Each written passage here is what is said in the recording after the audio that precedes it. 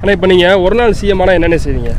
நானா ஒரு நாள் முதலமைச்சரா அப்படி ஆயிட்டேன்னா இருக்க ஒயின் ஷாப்பை பூரா அடைச்சி விடுவேன்ப்பா. பரவாயில்லையே, சூப்பர், நல்ல விஷயம். இது என்ன பிரமாதம்? இது விட பெசலைட் ஒண்ணு இருக்கு. கூவுடா. பொறுப்பா பூரா மக்கள் ஊரா 12 மணிக்கு 100 200 கடை வாசல்லே உட்காந்து கிடைக்கும். எதுக்கு புரியல. ஏதோ பிளிப்கார்ட் இந்த மாதிரி இருக்குல்ல, அந்த மாதிரி நம்ம ஒரு குழுவை ஆரம்பிச்சு வீட்டுக்கு ஒவ்வொரு ஆப்பு கையில் கொடுத்துருவோம்.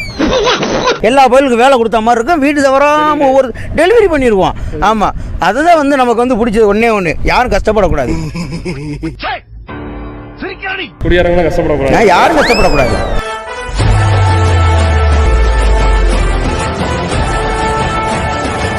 ஆனால் இது ஒன் சைடு லவுக்கும் டூ சைடு லவுக்கும் என்னென்ன வித்தியாசம்? ஒன் சைடு லவுக்கும் டூ சைடு லவுக்கும், ஒன் சைடு லெவலில் வந்து அந்த பிள்ளை விடிய காலையில் 5 மணிக்கு கோலம் போடுறப்போ பார்த்தா அவ்வளோ அழகாக இருக்கும்.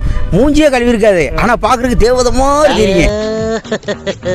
அதே டூ சைடு லவ்னு வச்சுக்கோங்க, அதே தேவதை தேவாங்கா தெரியும். ஏன் சொல்லு, ஒவ்வொரு டார்ச்சர் பண்ணிக்கிட்டே இருப்பான். என்ன எனக்கு ஏன் ரீசார்ஜ் பண்ணல, என் ஃபோன் அட்டன் பண்ணல, இத்தனை வாட்டி ஃபோன் போட்டிருக்கேன், 40 தடவை ஃபோன் போட்டிருக்கேன், இப்போ அது கூட பார்க்காம உனக்கு என்ன வேலை அப்படின்னு சொல்லி பேசுகிறப்போ வந்து ரொம்ப சங்கடமாகி போயிடும். வீட்டில் வேலை செய்ய வேலையை கூட மறந்துடுவோம். அப்படி அந்த மாதிரி இருக்கிறப்ப வந்து ஒரு மனுஷனை வந்து என்னதே பண்ண முடியும். இப்போ மிஸ்டர் நெப்போலியனை எந்த ஒரு இதுலையும் பார்க்க முடியல. அவரை பார்த்து ரொம்ப நாள் ஆச்சு. அதை பற்றி நீங்கள் என்ன நினைக்கிறீங்க?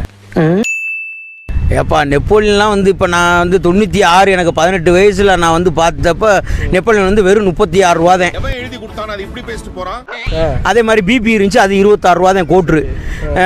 அதே மாதிரி நம்ம ரம்மு, இப்போ ஓல்டு மங்கு ரம்மு இருக்கும், அதுவும் நல்லா இருக்கும்.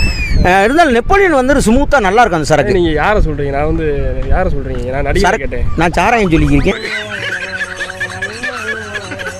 நக்கல்யா அவனுக்கு நடிகரை கேட்டேன். ஐயா, அந்த அண்ணன் வந்து அவர் வந்து இப்போ நம்ம சினிமாவில் கொஞ்சம் ரேராத்தே வராரு. நான் கூட அதுன்னு நினச்சேன். இப்போ வைங்க அவன் வாயில வாழைப்பழம். இப்போ ரீசெண்டாக பொங்கல் வந்துச்சு. அது வந்து எப்படி பொங்கல் வந்து உருவானது, எப்படின்னு காரணம்?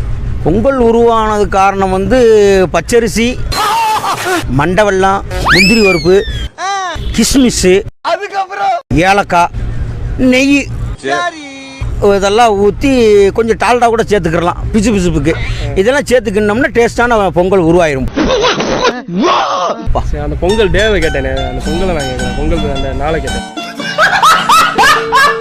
பொங்கல் கொண்டாடுற தினம்மா, அது வந்து நம்ம விவசாயிகள் வந்து வருடாந்தோறும் வந்து விவசாய நெல் வந்து புது நெல்லை அறுத்து அதை வந்து சாமிக்கு படைக்கிறக்காண்டி அதை வந்து அந்த காலத்து ஆதி காலத்துலேருந்து கொண்டு வர்றாங்கப்பா. பொங்கல் தினம் உழவர்களுக்கு கொண்டாடுறது, அது விவசாயிகளுக்காக கொண்டாடுற தினம்ப்பா.